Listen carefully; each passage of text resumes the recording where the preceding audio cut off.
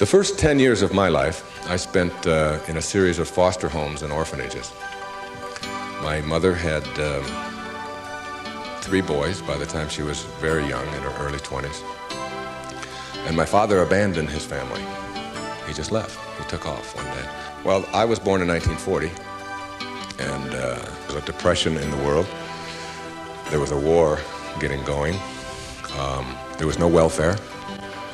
There were no food stamps, things like that. So my brother Dave and I, my next oldest brother, went into a series of homes and ended up in a orphanage kind of place out in Mount Clemens, Michigan.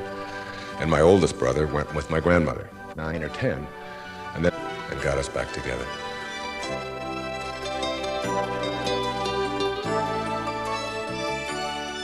But being poor means you think poor. Self-worth comes from one thing, a belief that you are worthy. Teacher, therapist, consulting psychologist, and best-selling author, Wayne Dyer.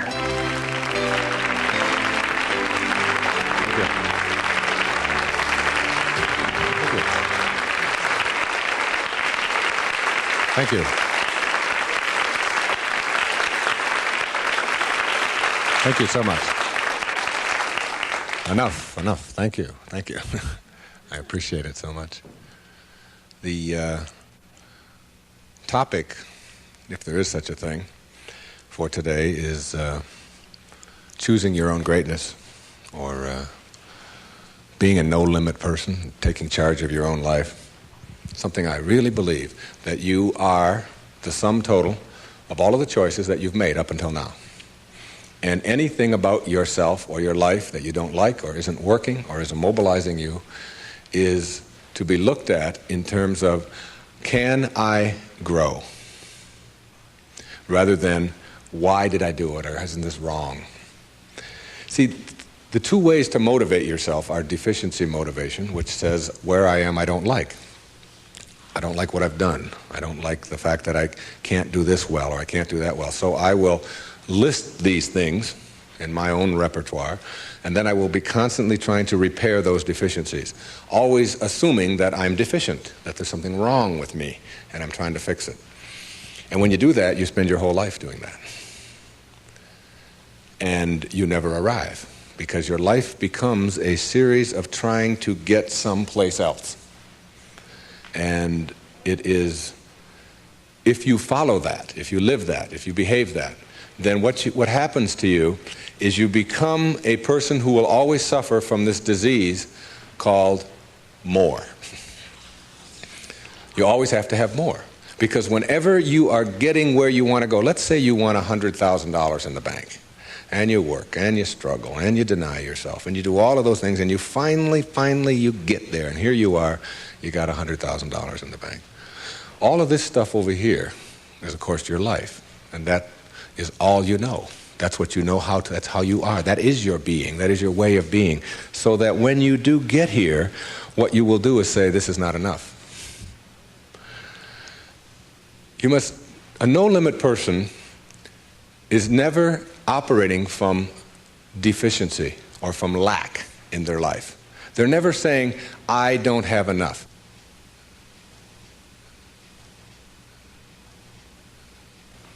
You see, you're never going to get enough. You already are everything. You're everything that you need. Think of it for just a moment. Everything that you need to have total bliss, perfection of your life, you already are. You already have it. You came into this world with nothing. That's how you're going out. And the time that you have here, what you have is your uniqueness, your specialness, and you don't need anything else. Now think on this. If you don't know how to appreciate what you have and where you are in your life, you don't need anything else. Because if you do get something else, you won't know how to appreciate that either. You'll just want more. Or you'll want it to be different. Or you'll want it to be the way it used to be. or you'll want someone else to be the way you think they should be. Successful people or no-limit people or self-actualizing people or inner-directed people, whatever labels that have been put on them by great thinkers and philosophers and therapists and people that have looked at human beings, these kinds of people are people who always have enough. There are some people, if you invite them over and you say, I'd like you to come over tonight, and I'd like you to stay over if you can, instead of having to drive back. And they'll say, well, can you stay? And I say, well, I don't know if I can stay or not. Well, you could sleep on the cot. Oh, no, I could never sleep on the cot. I can't sleep on cots. I got a sciatica. Don't you know that I have back pain and cots? No, that's out of the question. I couldn't sleep on a cot. And what about breakfast? Well, we don't have any food, but we have some old grapefruit that are in the refrigerator. They have a few spots on them. Oh, no, I could never eat grapefruit. And spots? No, thanks. I can't eat grapefruit spots. I just couldn't do that. And these are people who never have enough. They are not able to be flexible and to change. And there are other people, if you say, would you like to sleep over? We got a place in the sewer.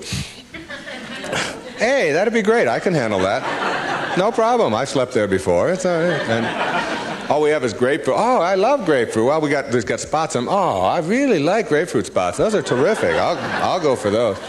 There are some people who can handle anything, not because their circumstances are different. You see, your circumstances have very little to do with your fulfillment in life. Very little. It's how you're approaching your circumstances. It's your attitude towards your circumstances that make all the difference in the world.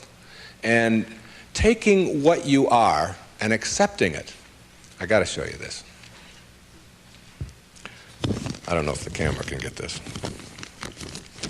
This is a little advertisement that was in the Detroit Free Press for last September. I was giving a speech at the Unity Church of Today in Detroit, and it says, Dr. Wayne Dyer will talk about your inner child and how to deal effectively with problems in all relationships. And it was a real nice ad. You can see that. Then on top of the ad, in the same paper, there's another ad.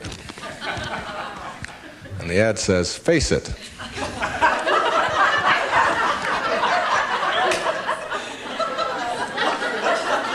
Right on top of my ad, there's no hiding from hair loss.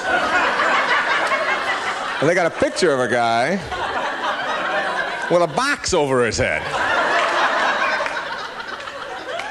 And they have a before and after guy there. And the after guy looks like he's just found fulfillment. And it says, you can't run and you can't hide. Hair loss is a problem, and unless you take action, it will continue. Now, we've got to look at this in terms of what I can do with this and how I can handle this. See, my daughter helped me with being bald a long time ago. She said, Dad, you're not really bald. Don't think of yourself that way. She said, you're just about this much taller than your hair. That's all. Just sort of a nice way to look at it, too. I just sort of outgrew my hair, sort of transcended my hair, if you will. All right? No limit people are human beings who take what they are and accept it. And don't tell themselves that somehow they're deficient because of anything about themselves.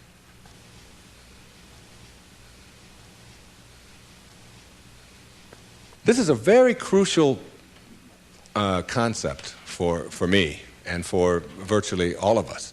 It's this idea of taking your life in your own hands and being the kind of person that you choose to be, and understanding that everything that comes your way is an opportunity, is a blessing. And it wasn't until I learned how to celebrate virtually everything that came my way that I was able to transcend it. You see, everything that was given to us by God, whatever that is perfect.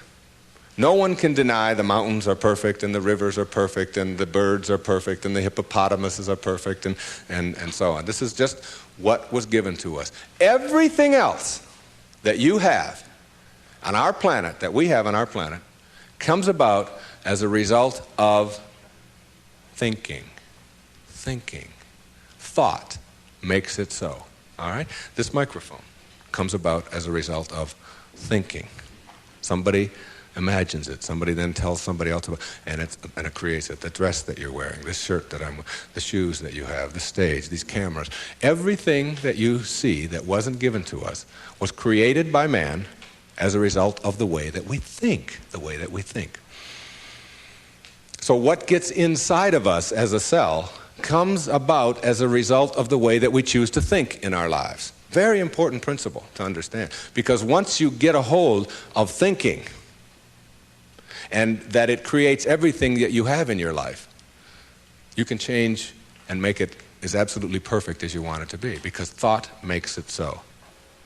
Creative visualization is what we're talking about here. The imagery, or the image that you have of anything in your life, is really like mental behavior. It's like going out and practicing. If you go out and practice with a basketball, shooting free throws over and over again, that's physical practice. Imagery is mental practice. It's mental behavior.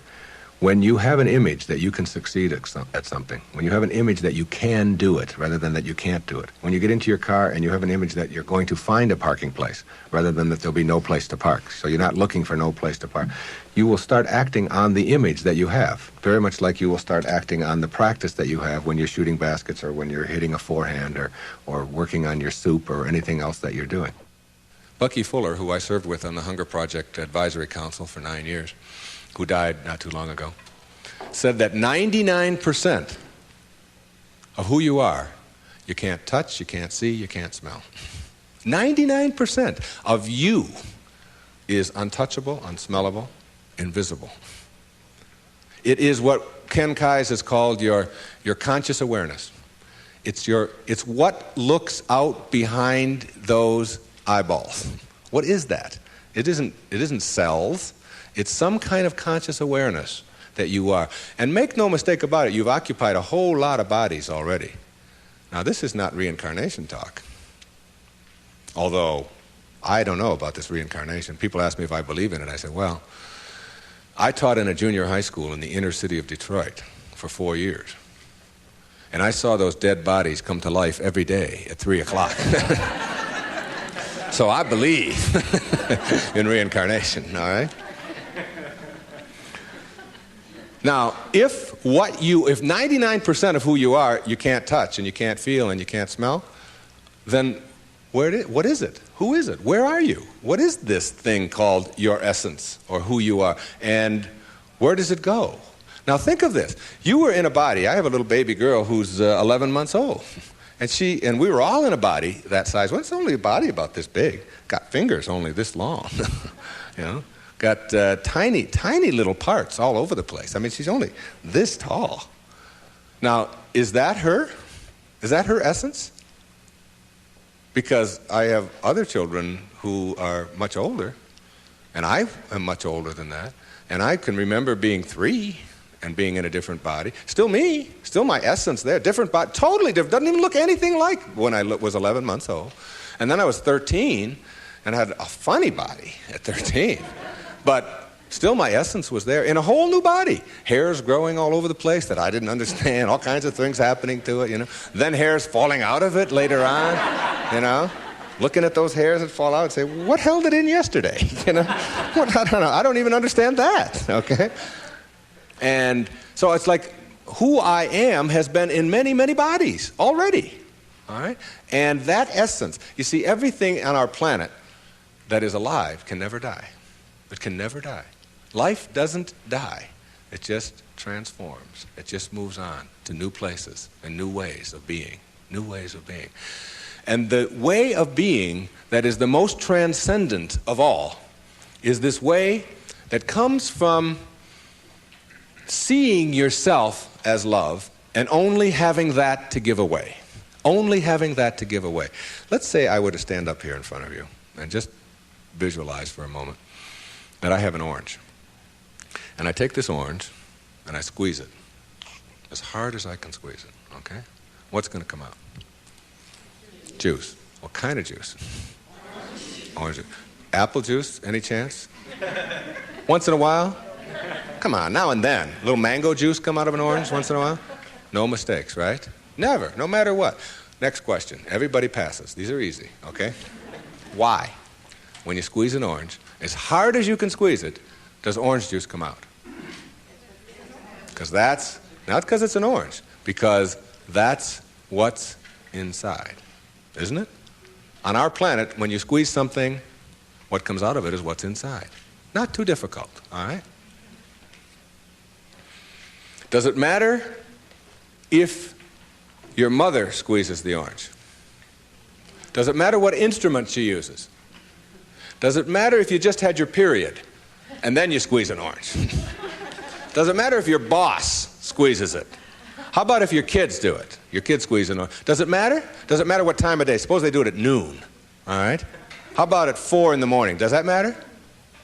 Whenever you squeeze an orange, the only thing you get out is what's inside, right? No arguments. Same thing works for you. Same principle works for you. It's a principle of the universe, all right? Someone squeezes you. That is, someone puts pressure on you. Someone says things about you that you don't like. Someone puts attention on you, whatever. Your boss says something to you that you don't like. And out of you comes anger. And out of you comes hatred. And out of you comes fear. Or out of you comes stress. Or out of you comes tension. Why? Is it because of your boss and the way they squeeze you? Never. Is it because of your mother? I mean, she really can be a pain sometimes, right? Is it because of your children? No.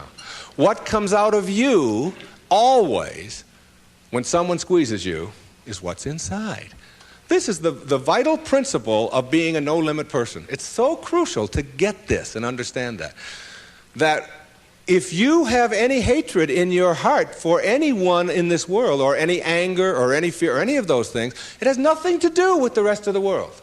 It only has to do with what you put inside. Now, how does what gets inside of you get there? That's the key. How does it get there? As you think. Only as you think. You see, there's no anger in the world. There's no stress in the world. There's no tension. It's perfect. We've already established. It's a perfect place. It works just fine. It's all flowing the way it's supposed to flow. The evidence for it is. That's all the evidence you need. Just look around you. Everything out there is a miracle. Everything, including you. There are no mistakes. It's all perfect. And everything that happens to you in your life, whether it's a trauma, whether it's a disease, whether it's somebody treating you in a certain way, there's a lesson in all of it. No-limit people understand the lesson in life and therefore celebrate the lessons.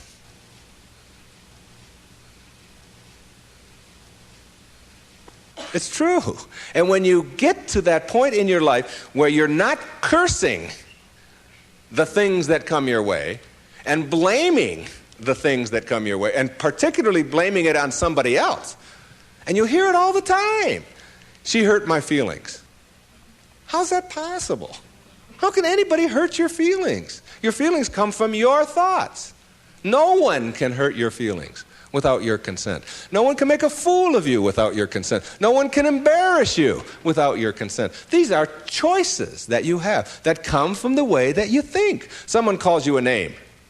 Hey, stupid. And you turn around. I didn't even tell anybody I was coming. How did they know that, all right?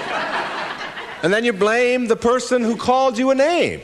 Instead of saying, that's just their opinion. That's just where they are. That's where they are on the path. And it's okay. All of you are in relationships, right? Everybody has a relationship of some kind or another.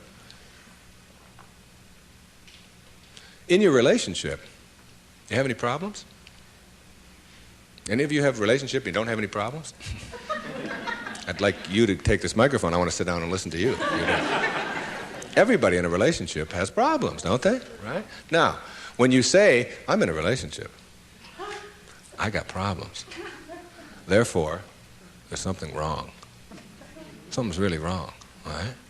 Now, if you're in a relationship and you have problems and something is wrong, you got to call in a consultant, right? You got to call in somebody to help you with the problems. You don't want the problems to go on.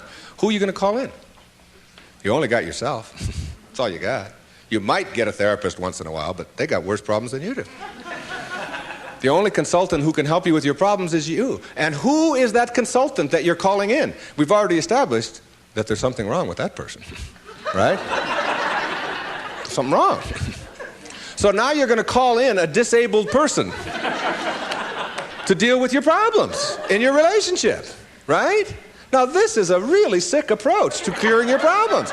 You got somebody who says, we got a problem, you don't talk to me, and I didn't talk to you, and you came home late last week, and this week I called you, and you didn't call, and I was supposed to call you, and then you didn't do it, and how can you do that? Now this is the consultant you're calling. Excuse me, will you come in and help us? I don't know if I can help you or not. I didn't come home. I didn't. That's the person you got to deal with your problems. All right? Now what you can do is you can change all of that around. You can say, I'm in a relationship. We got problems. There's nothing wrong with that. That's the way things are, you know. My problem is that you are different than I am.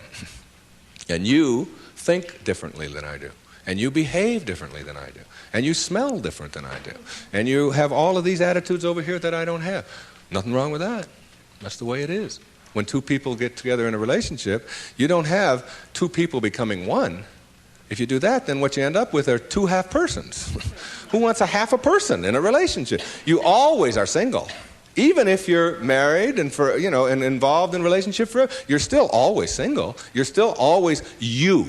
Your unique, special, perfect self that is not trying to love, but who is love, who lives love, who is being love.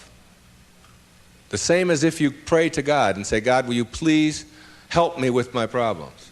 And want God to do it for you. Never happen. You've got to be God, not be afraid to carry God around inside of you. If you want to get healed, you have got to understand that you're not going to get healed if you are asking someone else to heal you.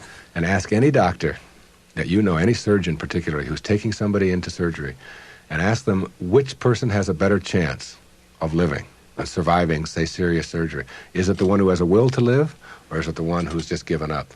And the surgery and the cases are exactly the same, all right? But the person who has that will, which we can't define, you can't go out and get a bucket full of will and bring it in there. It's an attitude, it's an approach, it's a belief, all right, that you can do something. And when you have that belief about yourself, then you've got a so much better opportunity to be well in your life. And a belief is everything. I don't know if you've ever thought of that. I watched a little girl, 5 years old, learning how to swim. And she's holding on to the edge of the pool, and she wants to get over here to the steps. And it's just 5 feet or 6 feet, and she'll let go and then she'll hold on again. And she'll let go and she'll hold on again. And finally there comes a time when she lets go and goes for it. Okay? You've seen this with your children, and what you ask yourself is, in the moment before that when she was holding on, and then look at the moment afterwards, does she have any different skills? What's changed? Yeah, the skills she doesn't have any new skills. She didn't learn any skills in that second. What she has is a belief that she can do it. And when you believe it, when you really just believe that you can do it, that's what allows you to swim. And when you think about it now, do you know how to swim? Yeah, so when you dive into the water, you don't think about that. You just know when you dive into the water, you can swim. You don't have any necessary swimming skills or anything like that. Or when you get on a bicycle, you get on, you know that you're going to, unless you believe you can't, because you've never gone out there and tried it and worked on it and done it. You told a story of a patient of yours who had that very problem, who said she didn't know how to ride a bicycle. Yeah, Gail, who came to me many years ago. And you know why she said she couldn't ride a bicycle? Because her mother wouldn't let her get on one. Cop out. Yeah, absolutely. And she had these beautiful big white teeth, and her mother had always told her, you could fall and break your teeth, and I wouldn't want that to happen to you. So here she was now in her 30s, and telling me that she couldn't ride a bike, and she was in therapy. And I said to her, okay, let's go. She said, go? Where are we going? I said, well, I've got a bicycle downstairs, and I'm going to show you how to ride a bike. I'm going to have you teach yourself how to do this. And she said, look, I didn't come here to pay you the kind of money that I'm paying you to have you teach me how to ride a bicycle. I came here to find out why I can't. I said, oh, well, you're going to need another 30 seconds of therapy easy, okay? The reason you can't is because you never got yourself on a bicycle. And until you do, you never will know how. And you just believe that you can't. Oh, that's the end of that. There's no more to talk about that. Now, what we have to do is get you to get out there. And we went downstairs, and it was a woman's bike. And I've helped a lot of people to teach themselves how to ride a bike. And what you do when you help someone to teach themselves how to ride a bike, because you don't teach anybody how to ride a bike, okay, is you let them do it all themselves. You let them hold it. You let them balance it. You let them move with it. You let them put the pedal down and move it themselves. And you stand back. You say, no, when you're ready, and then you move it, and you hold on for a second, then you put your foot back down, and you practice it and practice and practice that all yourself, and with just someone encouraging you. And before long, in just a matter of minutes, when I tell you it was minutes, and this woman had never been on a bicycle before, she rode like 2 blocks on a bicycle. She couldn't believe that she now had a belief. Being, to me, means seeing the greatness and the uniqueness in you and never letting anybody else convince you to the contrary. When people ask me, come on, you're always talking about being up and you're always positive and so on, you mean to tell me that you're always that way? I say, yeah, I really am. And it isn't because I'm out there doing something in an artificial way. It's an authentic response to my having gotten the junk out of me. And the junk is the way that I used to think, the way that I used to think. Think for a moment, if you can visualize right here, a clock, a big clock. And the hands on the clock go from 1 to 12. The clock starts right out here with the minute hand, and it goes over towards the 3, the hour hand, minute hand.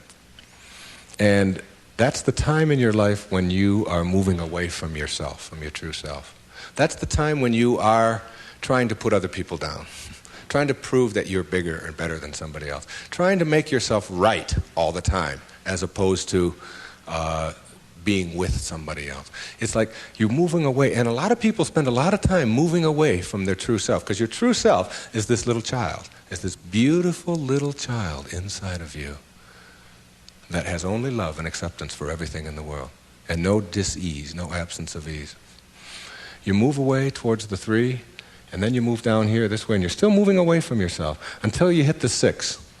The 6 is the point in your life, symbolically, metaphorically here, when you are the furthest away from yourself that you can be. It's the low point in your life. It's the point where many people break down, or many people break down their relationships, or they feel full of despair. They feel full of hatred, whatever it may be. And a lot of people die then. A lot of people are put into hospitals then. A lot of people have to really seek out therapy then, and so on. And when you're at that sick. There's another part of the clock that goes from 6 to 12 that I think of as living in the light. And this is when, and see, this clock hand never can go back. It can't go back. It can only go this way. It only goes this way, as does life. It only goes this way, forward. In this period, this place between 6 and 12, that's when you start coming back to yourself. That's what enlightenment is. That's the pathway to enlightenment. When you send out that stuff that is destroying you, that is killing you in one way or another, and you move yourself back over here, and eventually you get yourself all the way back. This is the light over here. This is the place where you can't go back. You'd be tempted. You might be tempted to steal. You might be tempted to use anger. You might even slip a little bit, and you catch yourself. I can just not too long ago, there was we got a problem with our sprinkler in my home. One of the sprinkler heads is off, and if you ever seen that happen, you get a gusher going up there. And I've been wanting to get that thing replaced for the longest time. And I'm walking out of the bank, and there's a sprinkler head right there in front of the bank. Now, I practically own this bank, okay? So I'm going to go there every day, and I do a lot of business with this bank. And I'm looking at this sprinkler head, and I think, all I have to do is just unscrew this thing. It wasn't on or anything. They'll replace it tomorrow morning. It's 98 cents or whatever. So I actually get down there, and I look, and I start turning the sprinkler. And then I start thinking, do I want this karma? Do I want to steal? Do I want to take? I know it's only a 99, and if I went into the bank, they'd probably give me one anyway if I asked them. And then I just turned it back, And I said, if I want a sprinkler head, I'll go and buy one for myself. This doesn't belong to me. It was just like a split second of weakness there or whatever it was. But it illustrated to me that I can't go back there. I could never. And there was a time in my life when I could have done that. I can be absolutely frank with that. I could do that. I can't go back there anymore. That's where you start. That's the place to start. Because when you get all of that out, when that's all gone, and I mean gone, and it only comes about as a result of the way that you think, so it's just changing around your approach to life, the way that you think in life, when that starts to go away, what you've become filled up with is what your natural self is, which is this loving, accepting, not fighting the universe, but instead living in it and going with the flow and all of the kinds of cliches that you've heard 1,000 times. That's the metaphor there. And you see, every time you try to go back, can't do it. You can't do it. And the ingredients that make for a no-limit life are 5, in my opinion. The first is quality rather than appearances. You begin to change your thinking from appearances and how things look and how other people view me, okay? Because every time you find yourself upset in life about anything that anyone else has said, what you're really saying is what you think of me is more important than what I think of me, all right? So you change from appearances to what I call quality thinking. Quality. What is the quality of my life, rather than how does it appear to others? Now, do you tell yourself that because my friends don't like me, that means there's something wrong with me? No, that's what you have to learn. That another person's opinion is just that. It's their opinion, and that's all it is. Every time you are upset, or your children are upset, because of what somebody else says about them, including their peers, what you are really saying in that moment, and this is really important, what you're saying is, what you think of me is more important than what I think of myself. And you must never give anybody that kind of power and control over you, because they will always have it. The funny part about approval, for those of you who really want it, now I'm here to tell you that I like approval. I enjoy it. I find it one of the most exciting things in the world. I like it when people read my books. I love it when people applaud. I like it when people tell me nice things and all. I like approval. I'm the first one to admit it. What I don't do is I don't need approval. There's a big difference between wanting approval and needing approval. When you need approval, it means you become immobilized when you don't get it, from making other people's opinions more important. Now, for those of you who say, yeah, but I want approval and I need it, and if I don't get it, and so on, then understand this. The people who get the most approval in life are the ones who care the least about it. And the ones who get the least approval are the ones who are always going after it. So if you want approval in this paradoxical way that I'm talking about it, stop needing it. Stop concerning yourself about it. Ask yourself, who gets the most approval in life? Think of the person that gets the most approval, and you'll see that that person couldn't care less what other people are thinking. They're so busy being, they don't have time to notice what their neighbors are doing. Thoreau said this. He said, if you advance confidently in the direction of your own dreams and endeavor to live the life which you have imagined, you will meet with a success unexpected in common hours. What that means is that success is not something that you can get in life. Success is an inner process. Success is something that you bring to everything you do in your life. It isn't something you get out of what you do. And when you get that, and you learn how to get the junk out, and advance confidently, doing what makes the most amount of sense to you based on your inner signals and the one issue of morality, which is you never interfere with anybody else's right to do the same. Each person has their own right to advance confidently in the direction of their own dreams. And when you violate that, you're violating the principle of the universe, the essence of the universe, which is cooperation and harmony. Then success will begin to chase you. And it will come into your life and arrive in your life in amounts that you never dreamt of before. That you never dreamt of. Things will start happening to you that you would never imagine before. I'm working on a book right now that's going to be called You'll See It When You Believe It.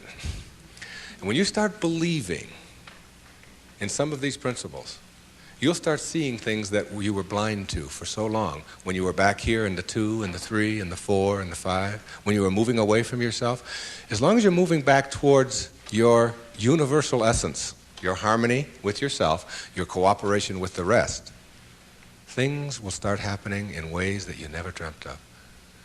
Jung called it synchronicity. And it's a term that we use to explain how unexplainable coincidences sort of happen in our life. And how come these things happen? I'm going to share a couple of those with you before we leave. The quality versus appearance in your life means that you get that inner candle flame working in a way that gives you quality, independent of what other people think of you. Maslow, in defining self-actualizing, no-limit people, said they are independent of the good opinion of other people. Of the good opinion of other people. Independent of it. They're so busy advancing confidently, doing the things that make sense, and bringing success to changing their baby's diaper, and bringing success to weeding their garden, and bringing it to the job. They bring it on the airplane so that when they run into somebody who is rude to them, a stewardess that is rude, they don't see it as an attack on them. It's just where they are, and they send them love. Help them a little bit, you know. They're kind. When somebody wants to get in on the freeway, and they're one old temptation when they were on the 1 to the 6 side was to say, oh yeah, nobody's getting in front of me, I'm getting there first. It's like they slow down a little bit. They don't have all that type A stuff of having to beat somebody else and having to defeat somebody. It's a new way of being. It's a way of quality where your harmony allows you to cooperate, and you are a part of what this whole thing is about. New way of being, quality rather than appearances. Another new way of being, very important. Living your life on ethics rather than rules. Ethics rather than rules. All these rules, all these ways of having to do things, somebody else dictates to them. Do you know that some of the most immoral acts in the world have been perpetrated in the name of the rules? These are the laws. What do you think Nazi Germany was all about? Everybody doing all these horrible things to other people. I'm only doing my job, was the defense we all heard at Nuremberg. I was just doing my job. If it's an immoral rule, it's immoral to obey it. And self-actualizing people, as Maslow tells us, have rules inside of them that they could never obey, never disobey, ever. And they have to do with ethics, how you treat people. How do you think we get to where we are now? You know who Rosa Parks was? The woman in the South, the black woman in the South who said, not today, I'm not going to the back today, no way. I know what the rules are. The rules were all over the place. If you needed a reminder, there were signs every place, colored in the back, white in the front. And she said, no, I'm sitting here. And that made all the difference. Ethics, not rules. When your children start disobeying rules that need to be disobeyed, don't be surprised. When I was in the service, they had a policy on Guam, where I was stationed, which would not allow the Guamanian civilians to shop in the PXs and the Navy exchanges. But they did allow all other civilians to shop in the Navy exchanges and PXs. But if you were Guamanian, that is, if your skin was dark and your eyes were shaped a little different, then you couldn't. A clear, outright violation. I was a serviceman. I was in the Navy. I was a communications cryptographer. They had a newspaper in the Guam Daily News, and it said, an invitation to speak your mind. And it was a letter writing contest. And they offered $75 to the first prize winner. $75, this was 1961. That was a fortune to me. That was a month's pay in the Navy at that time, almost. So I entered the contest, and I knew I would win it. I had already written a novel at that time. A whole novel I had written while I was on Guam. I knew it wasn't going to be a contest. I felt sorry for the other people entering it. I knew I was going to win this. Unfortunately, I didn't realize that when you're in the service and you have an opinion and you don't submit it to the chain of command, that you can be court-martialed for that. So the headlines on next week's Guam Daily News were U.S. sailor assails policy of discrimination. Big, hot stuff, all right? And I was called before a vice admiral, commander Naval Forces Marianas Islands, and threatened with a court-martial because I had disobeyed the rules, even though the rule was immoral. There are lots of them like that. And when I went in and they threatened me with a court-martial, I told them this was my battle plan. They didn't have Xerox machines in those days, so I had to get a lot of carbon paper. I wrote a letter to President John F. Kennedy, and I wrote a letter to the Secretary of the Navy, and I wrote a letter, my hometown was Detroit, I wrote a letter to the Detroit News and a letter to the Detroit Free Press, telling them what was happening to me as a result of just expressing my opinion about an immoral act that was going on over here on Guam. And I showed the Naval Vice Admiral my letters, right there. I said, I've only sent the one to the President and the Secretary of the Navy. These letters go to the newspapers across the country. There was one there to the New York Times as well, and the Los Angeles Times. It was, and I just spread them out before him. I said, if you court-martial me or punish me in any way for this, then what's going to happen is the world is going to find out about this policy. And I'm prepared. I'm ready. I can handle it. And I was 20 years old at the time, or 21. Not only did I get a blessing from that, because all things come in blessings for you, I got out 90 days early.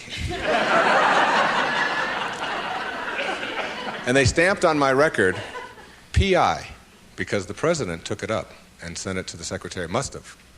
And I never heard from him, but the P.I. on your record means political influence. And they don't like anybody with political influence in the military. And as soon as they saw that, they said, this is somebody we probably will be giving a discharge real soon. There was no court-martial, and in September of 1962, a brand new policy was initiated on Guam, which allowed any civilian to shop in the Navy exchanges. And it came about as a result of someone saying, these rules are immoral, and therefore it's immoral to obey them. New ways of being, ethics rather than rules. And when your kids want to know why, how come these rules are so stupid? How come we have to do this? Encourage them to change them. My mother always did that. She would have to help me get out of the messes that I got myself into, because I did it in my impetuous youth. I would just, when they would say to me, what's more important, your job or school? I was just honest. I said, my job, of course. That's how I felt in those days. But what you do put out in the world is exactly what's coming back to you. And if you find things coming back to you that you don't like and don't understand, don't ask yourself why these things are coming to you. Ask yourself what you're doing to make them come back to you. And when you start putting the responsibility on yourself, you'll start seeing dramatic changes. Dramatic changes. A new way of being. Instead of ethics, instead of rules, ethics. Another new way of being. Instead of looking all your life for achievements and externals, try living your life on knowledge for the sake of knowledge. Knowledge instead of achievement. For the sake of knowledge. Being in a context in which you don't have to collect a lot of merit badges. You don't have to collect a lot of awards and other people's value judgments. That you go to school or you go out into the world or you read or whatever it is you do because it makes sense to you, not because of what somebody else is going to put on a transcript or where you're going to appear in a class list. We need to help our children to understand and value the importance of knowledge for the sake of knowledge and doing things that make sense rather than taking the easy way. Knowledge rather than always trying to achieve. We're in an achievement-oriented society, which tells us that we evaluate and judge a human being based upon how many achievements he has. But most of the people who get caught up in that trap and are always in this circle of trying to get ahead, trying to always get ahead, their reward for that almost always is higher blood pressure, ulcers, early deaths, and even things like cancer, we're beginning to find out, are related to the kinds of stresses that we have. And remember, it's a perfect universe. There's no stress in it. There's only people thinking stressful thoughts. And when you put that pressure on yourself to always achieve and get ahead of the other guy, you miss what it's really all about. There's nothing wrong with goals. It's falling in love with them that's the problem. It's not being able to be flexible and alter them. If you have a goal to get here, to get $100,000 in the bank, to get to this promotion, to get 2 cars in your garage, to whatever it is that your goal is, and you're on your way to that, and you're always working at the goal, all of this stuff on your way to the goal is called striving, and that's what you learn, striving. And striving is a very low-level place to be. When you get to your goal, because all you've ever known is striving, you will just always suffer from this disease called more. You will just upgrade your goal to $200,000, 4 cars and 2 houses and another wife and a younger one and all of these kinds of things. If you have a goal and you understand that every step along the way is a present moment to enjoy and to live, then the goal won't become any obsession. I don't have any goals in my life. People ask me, where are you going to be 5 years from now? What are you going to be doing? What's next for you? I remember what Lincoln said, who to me was like the greatest person who ever sat in that White House. He said, I never had a policy. He said, I just tried to do what made the greatest amount of sense each and every day of my life as I sat there as the President of the United States. And I think there's something really significant in that you don't have to get it all planned out and follow a certain pattern and do it a certain way. If you just sort of trust your inner instincts and go with that and live each moment, the goal stuff will all take care of itself. But if you're sacrificing and pushing your life aside and suffering on your way to trying to get someplace, you'll never get there. It will always elude you, because once you get there, you'll just have to upgrade it. And that's because that's all you'll know. Nowness is that purest form of sanity, living in this moment and enjoying it. And all the rest of it will sort of work its way out. Another new way of being for me is to think of yourself in terms of personal authority rather than being an authoritarian. Personal authority. A person who has authority never needs to dominate anyone else, ever. Dominating doesn't become necessary. In business, you can have authority. The people who have the most authority are the ones who listen the most, and the ones who are the most conscientious about what do other people have to say. A person in a relationship who has to dominate somebody else and has to make the other person submissive shows that they don't have authority, because they're getting their power not from within for themselves, but on the basis of who they can control. And that never lasts. That never lasts. The only thing that lasts is having inner power, if you will. Know thyself. That's what Shakespeare said. Know thyself. The more you know yourself, the more you become honest with yourself, honesty becomes just a way of life. No, I don't think the world necessarily does, but you can't run your world. You can't run your world based upon what the rest of the people in the world want or don't want. To me, honesty is like, it's a karma that goes out into the world. How people treat you in the world is their karma. How you react is yours. And when you react to it with dishonesty, that's what you're putting out into the world, dishonesty. And when you put dishonesty out into the world, that's what's going to come back to you, because what goes out is what comes back. That all, as you sow, so shall you reap. I mean, it's in every great institution that there is in the world, whether it's a religion or a philosophy or whatever. What you put out is what comes back. Whatever you plant is what you're going to get back. And the more that you put out honesty, just because it's what you are, because you are being honesty, you're not trying to be honest, you're just being honesty, then that's what will come back to you on a regular basis. And when it doesn't, you'll just see that as another test for you to pass. And finally, a fifth way of being that is new, for me, it has become a way of life. It's called serenity instead of acquisitions. The more you try to acquire, the more you try to get, the more you try to collect in your life and evaluate yourself on the basis of that, the less serenity you're going to have. More is less. It's almost a secret of the universe. Serenity means inner peace. It means that you can find joy in every moment that you have in your life instead of always looking for it. It means that while you are driving along the countryside, and seeing, instead of saying, I'm on my way to this point, that you can open your eyes and see it with new eyes. See the rolling mountains, see the grass, see the deer, see the sky. You can just stop wherever you are in this second, wherever you are, and just look around you, and you can begin to appreciate just your surroundings and your environment. Then you can begin to appreciate the people that are in your life, and even the ones that are negative and you're having the most difficulty with. You can practice a new way of being with them, which is sending them love, sending them flowers, send them books, send them a tape, send them something, and just see what kind of reaction that you get. Super emotional health is just an attitude. An attitude is everything. I want to summarize these new ways of being and give you the most important ingredient on the path as we leave.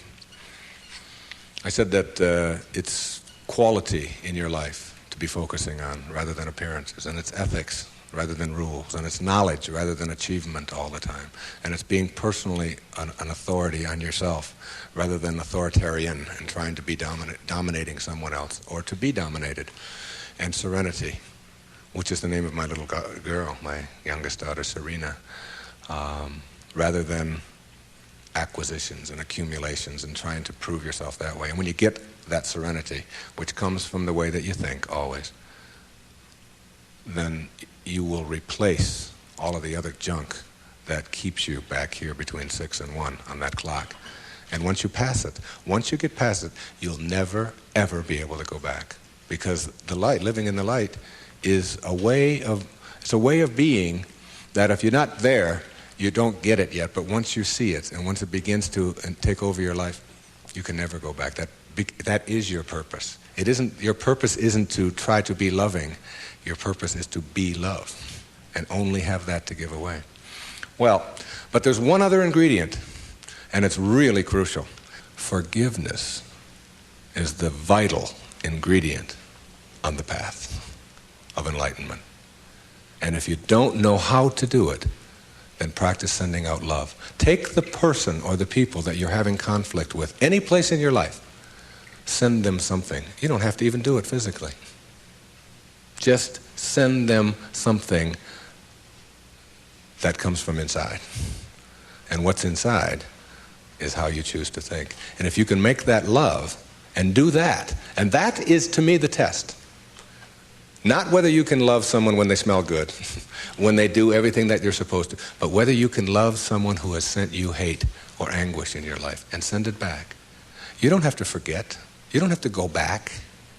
But you got to get it out of you because it is blocking you and holding you back. And when I said you'll see it when you believe it, all my life I had wanted to write fiction, a parable. 3-4 years ago, I decided to go off to Hawaii, to Maui, to Kaanapali Beach, and to write. Now, the books that had made the most difference in my life were The Little Prince, Candide, Siddhartha, Jonathan Livingston Seagull, Illusions, Alice Through the Looking Glass, Gulliver's Travels, parables, teaching parables, stories that can tell a message.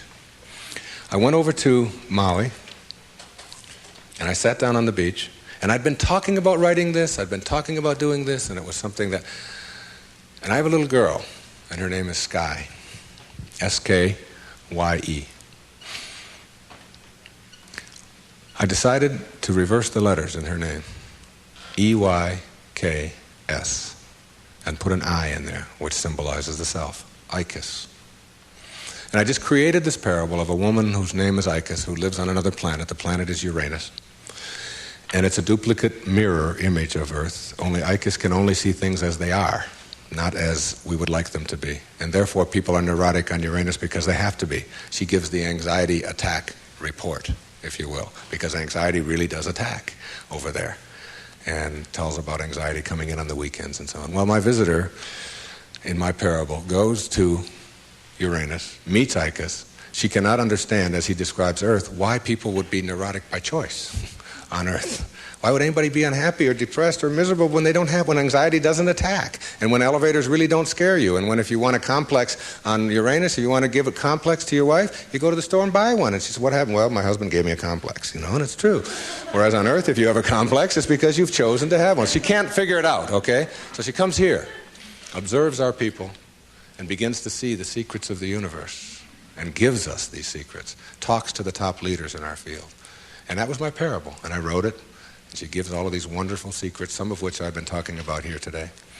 But what I want to tell you is that my wife gave me a license plate, and the license plate says ICUS. Okay, it's a vanity plate. And I was pumping gas on Federal Highway in Fort Lauderdale, Florida, and a little man from Greece came up to me, and he said, "What means this Ephies?"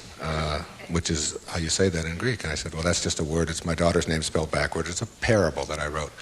He said, "No." He said, "In Greek, that's a word." I said, "What could that word be?" He said, "It means best wishes for all." You'll see it when you believe it. The great, big erroneous zone, the cosmic erroneous zone. If you get this one, you'll have it and understand it all. There is no way to happiness. Happiness is the way. God bless you. And thank you for being here.